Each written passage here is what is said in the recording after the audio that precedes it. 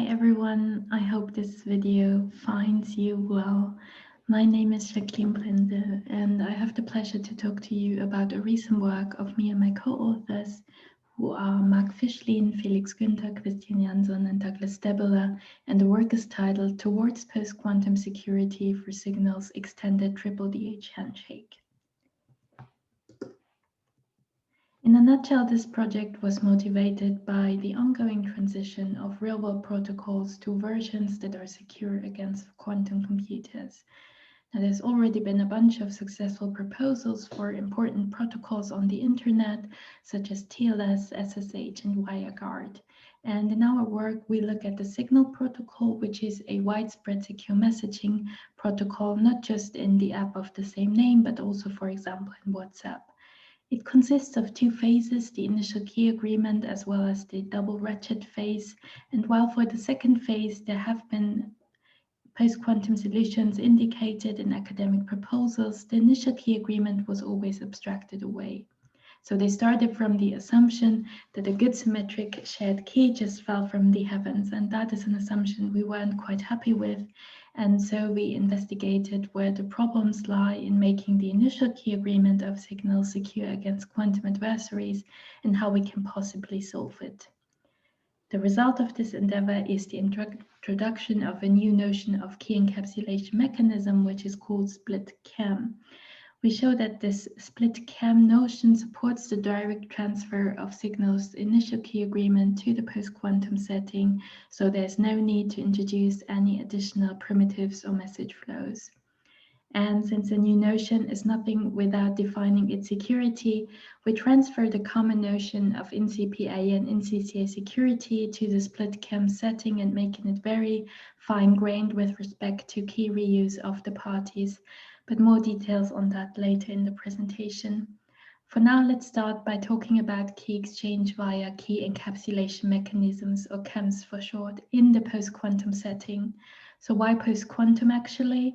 So if you believe that, which I also do, that there's no sufficiently powerful quantum computers at the moment, and there may not be for another couple of years. So why is it actually important that key agreement becomes one of the first primitives to switch to post-quantum secure versions?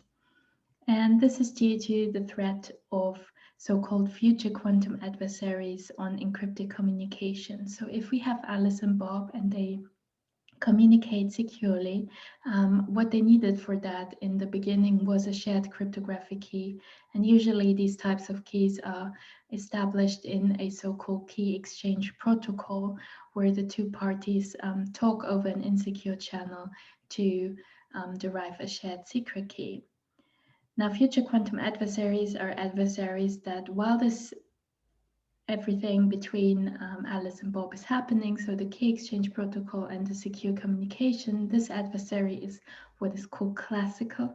That means simply that it does not have a quantum computer, but it may have a quantum computer in the future. And what it can do at the moment is to just store away the key exchange protocol run between Alice and Bob, as well as the encrypted communications, and wait. And at some point, it will become quantum. That means there will be quantum computers available, and then it can go back to its drawer and break the key exchange protocol, because this was not post-quantum secure. And breaking this simply means that it retrieves the key that was negotiated in this protocol between Alice and Bob, and means it can decrypt the secret communications. Now, on the premises that quantum computers will come into widespread existence someday, every one of us is a potential future quantum adversary, but we probably don't have the resources or the motivation to massively store encrypted communications of the public. But since the Snowden revelations, we know that there are agencies in this world that do exactly what I've just described. So while for online primitives like authentication that are just relevant when the protocol is executed, and therefore future quantum adversaries are not a threat, our encrypted communications are already at risk, and thus a swift movement of key exchange protocols to post-quantum secure versions is quite necessary. This was also recognized, or in general, the threat of the existence of quantum computers in the future was recognized also by standards bodies. In 2016, the US-American standards body, which is called NIST, the National Institute for Standards and Technology, has put out a call for people to submit their post-quantum secure algorithms to them, and this has become known as the NIST competition. We're currently in round 3, which was announced in July 2020, and we have 7 finalists and 8 alternates that have good prospects of becoming standards, and NIST expects to release a draft standard for public comment in around 2 to 3 years, and the finalized standard should be ready by 2024. And while NIST did not ask for people to submit key exchange specifically, they did ask for so-called key encapsulation mechanisms.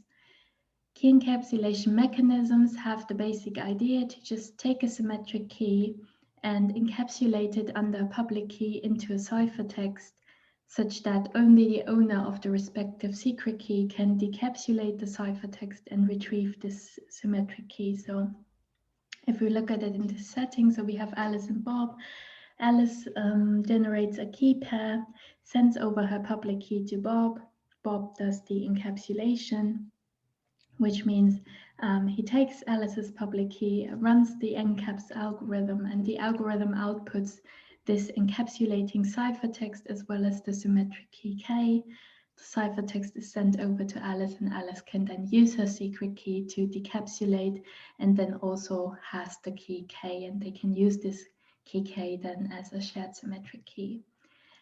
Security is quite reminiscent of security of public key encryption schemes, which is here now that we have indistinguishability of keys from random given the public key and the ciphertext. So in more detail, we have the passive security notion of in-CPA security, where we have a game between a challenger, which is the little robot here, and our adversary.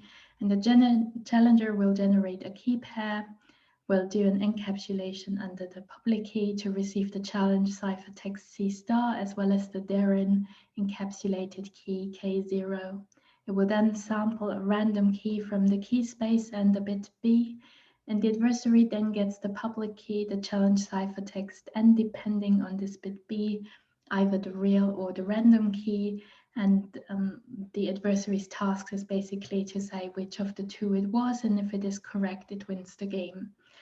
Now, of course, there's not only passive adversaries, there's also active adversaries. So this is the in-CCA case where, in addition to what I've just described, the adversary actually has access to a decapsulating oracle, which can be fed ciphertexts, and if the ciphertexts are not the challenge ciphertext, then the decapsulating oracle will decapsulate and send the result back to the adversary. What is interesting to note here is that for the NIST proposals, usually what happens, so these people anyways constructed a public key encryption scheme, and therefore to have a KEM as well, they would just take this passively secure public key encryption scheme and slap on one of the generic transforms, usually the FO or the bit newer SXY transform, and this would give them an in-CCA secure KEM. But today's protocols are not based on KEMs. They are based on Diffie-Hellman, and this is in 2 fashions. So the first fashion is signed Diffie-Hellman, where we have an ephemeral Diffie-Hellman pair to constitute the session key. So Alice and Bob both have some T to the X and T to the Y, respectively, that they only use in this one exchange, and their shared session key is G to the XY. And to achieve authentication in these protocols, signatures are used. Another way of doing this is via implicitly authenticated DH, also quite common, where we have this ephemeral DH combinations as well in the session key, but also so-called static DH. So there are key shares going into this that are long-term, so they are used across many, many sessions, and they also go in there and they achieve authentication. But as we all know, Diffie-Hellman is not secure against quantum adversaries, so we need to switch out all these Diffie-Hellman operations in our protocols today for post-quantum secure alternatives. And in this talk, we'll be looking at the signal protocol. But before we come to the signal initial key agreement, we want to talk a bit about the differences between Diffie-Hellman and KEMs. And here I want to cite my co-author, who on one of his slides said that Diffie-Hellman is simply too awesome. So why is it so awesome? Well, it allows key reuse. So you can have a good key once and keep on using it. It has very flexible message flows, which give rise to very different protocols with different security guarantees. It can use the same cryptographic object, so this DH operation, for different purposes. As we've just seen, you can also use it for authentication. And there's many well-studied cryptographic assumptions, from simpler ones, the passive ones like computational and decisional DH, to really intricate interactive assumptions like PRF or DH that allow to prove especially key exchange protocols secure. KEMs, on the other hand, while still great, of course, are in their post-quantum form submitted to NIST, not secure against key reuse without any further protections, or by making them in CCA secure via the FO transform, for example. The static key agreement is not envisioned per se, because the Encaps algorithm only takes as input the public key of the decapsulating party, but no long-term contribution from the encapsulating party. And the encapsulator must know the keys against which they're encapsulating at all times.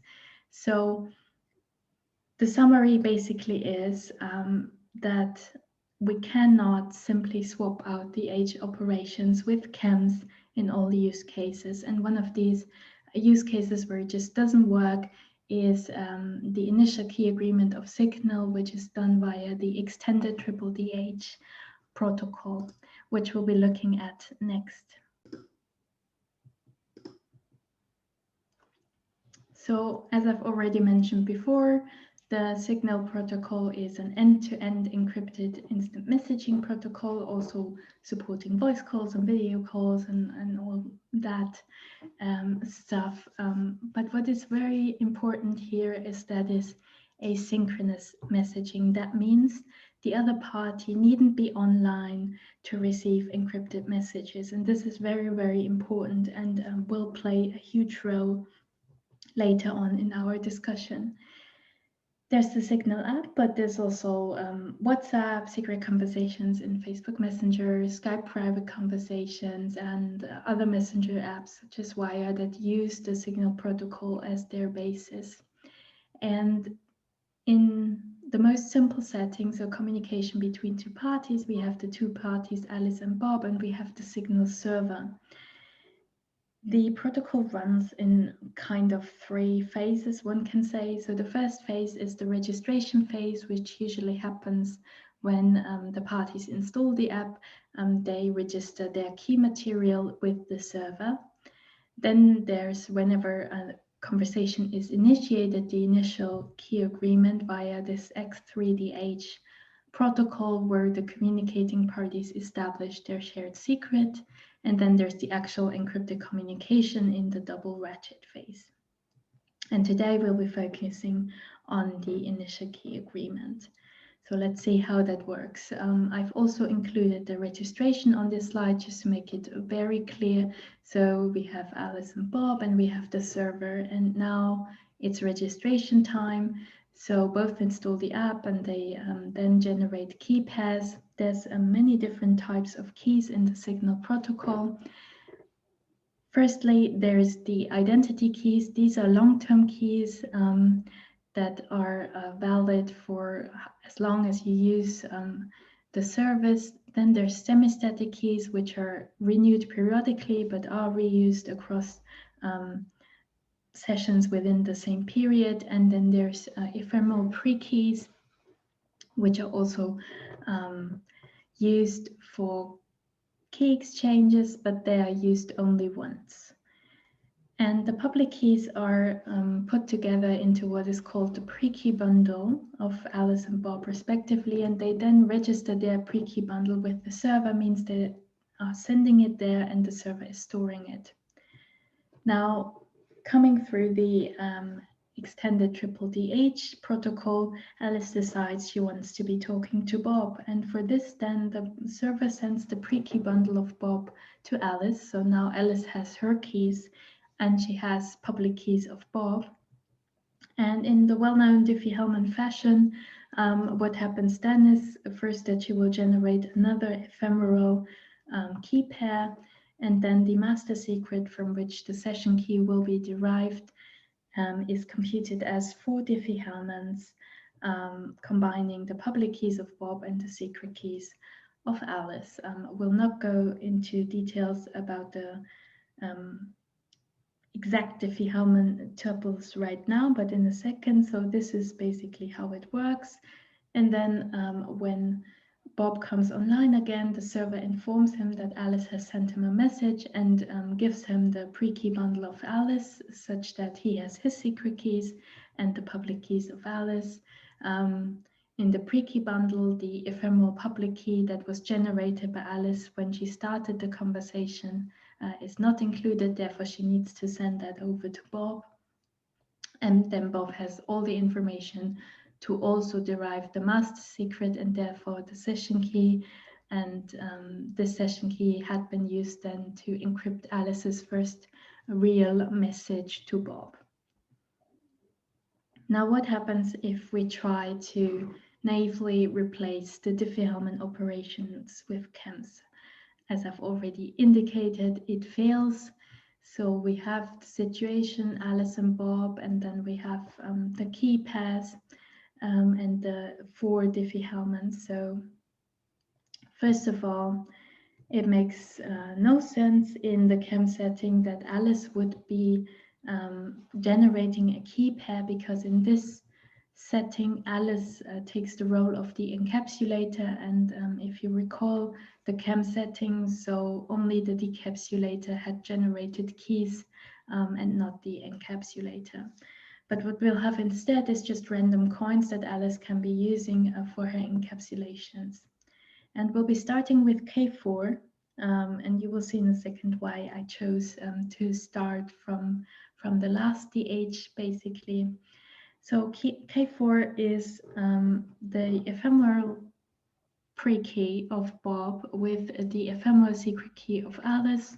Well, how can we transfer this to the KEM setting? Well, we simply do an encapsulation under the ephemeral public key of Bob and using some of that random coins for this encapsulation algorithm. This gives us the ciphertext that will be sent over to Bob and the key K4. That's awesome.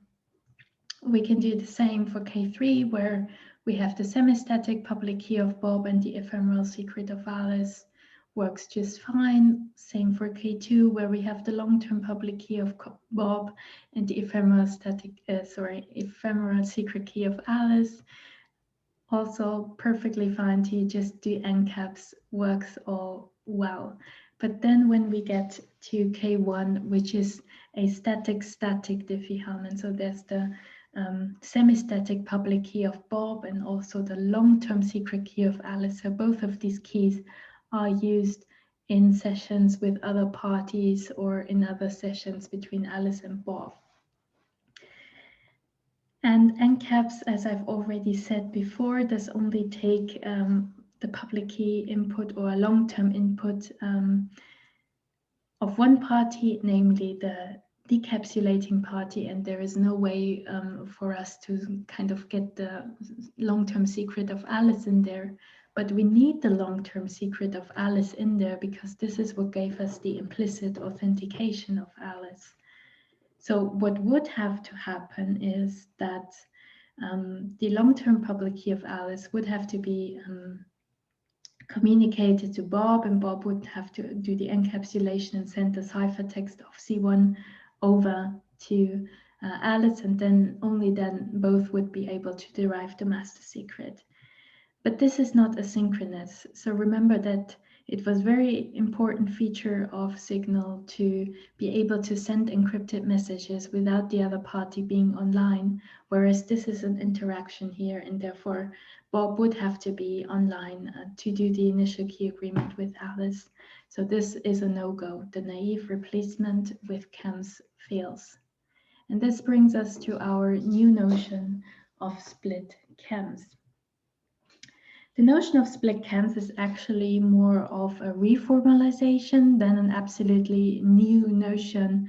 And this reformalization is based on the observation that actually, when we look at many KEMs, the encaps operation actually consists of first doing a keygen and then doing the actual encapsulation operation. So what do I mean by that? So if we have the KEM flow, as we've had before, where Alice is the decapsulating party and Bob is the encapsulating party, what actually happens often in this encaps algorithm is that Bob will first generate a key pair for himself, and then the encapsulation will kind of take the public key input of Alice, but also take the secret key input of Bob to derive the shared key K and the encapsulating ciphertext. And same on the decapsulating side, the public key of Bob is an implicit input to the decaps algorithm, which is then just usually hidden in the ciphertext. And we can imagine two scenarios. So first, that the keygen on both sides is the same algorithm, or it can be different depending on the role. Now, you don't have to take my word for it. I'll show you an example of a just very generic LWE-based KEM, which is of the splitKEM format.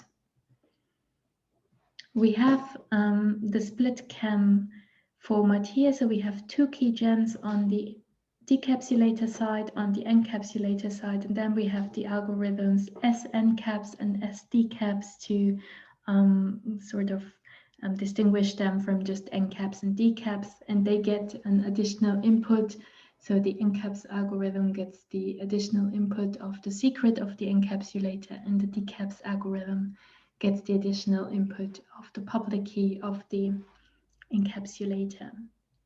Now, I'm not going into the details of the LWE-based scheme, but whatever is written here in right is just a formalization. So it's just the code of an LWE KEM, and we split it up into the splitKEM format. So we have the keygen on the one side, nothing happening here. But then on the other side, so whatever is written here is just the encaps algorithm, but we split it up because we see that the first two lines are actually just a key generation on Bob's side. So this is exactly what happens on Alice's side, and this also happens here. And then the actual encapsulation takes place to get the C and the K, the K that will be shared and the ciphertext that will be sent over. So we see that there is at least one, but I promise you there's more KEMs that are actually split KEMs. Here we have the same key generation for encapsulator and decapsulator, but if you, for example, look at some super singular isogeny-based schemes, there the keygens are not the same on both sides, because there Alice and Bob generate public points in different subgroups of the curve. Sorry. Now, for the security of split KEMs, I already mentioned that we transferred the usual security property to the split KEM setting. So we have indistinguishability of keys from random, given the two public keys and the ciphertext. And we can now also capture the varying reuse of keys on either the left or the right side. So whether Alice is reusing her key or Bob is reusing her key, and how often they're doing this. So whether they're doing it at all, whether they're doing it just a single time, or whether they're doing it multiple times. And this then leads to this LR ind notion that we have. And I'm not going to go into much more detail here, but for those who are familiar with key exchange, they will notice that this is quite reminiscent of the LR-PRF-ODH assumption for Diffie-Hellman-based key exchange protocols. And on another technicality is that since Encaps now also has secret key input, it's no longer a public operation, therefore we need to give the adversary access to an encapsulating oracle. But that's no big deal, that's quite common to do that whenever this is the case. So let's look how splitKEMs fare in the signal initial key agreement. We have Alice bar, we have the key pairs. And actually now, if we just replace every DH with an Encaps with secret key inputs and the respective public key inputs, then everything just works like a charm. Remember, this K1 was the problematic case, but since Encaps now allows us to give this long-term secret key of Alice as an additional input, everything's great. We can compare it with the Diffie-Hellmans and see, yeah, everything looks the same. We still have preserved the asynchronicity of the key exchange, so there's only one message going over from Alice to Bob. We have the implicit authentication because we have the long-term secret key of Alice in there together with the semi-static public key of Bob. And on a more not so important note, but we even preserved the same ephemeral contribution from Alice's side. If you remember previously when we just had the Encaps operation for K2 to K4, we had differing randomness going into there, but the splitKEM setting now also allows us to have the same ephemeral contribution, just like in the Diffie-Hellman case. So that's great, right? So problem solved. Applause? No. Those who were attentive noted that our title is Towards Post-Quantum Security for Signals X3DH, so we aren't quite there yet. We have post-quantum KEMs that naturally follow the splitKEM format. But are they actually secure enough? If we look at the initial key agreement and signal with splitKEMs, we notice that, of course, we want to be secure against active adversaries. And we need the both-sided key reuse security. So in our notion, this is called MM in CCI security. However, we could not instantiate MM in CCA splitKEMs from post-quantum assumptions. In the NIST process, there is no supersingular isogeny DH-like or LWE-based CCA secure KEM of the splitKEM format that would support both-sided key reuse. As I've mentioned, what happens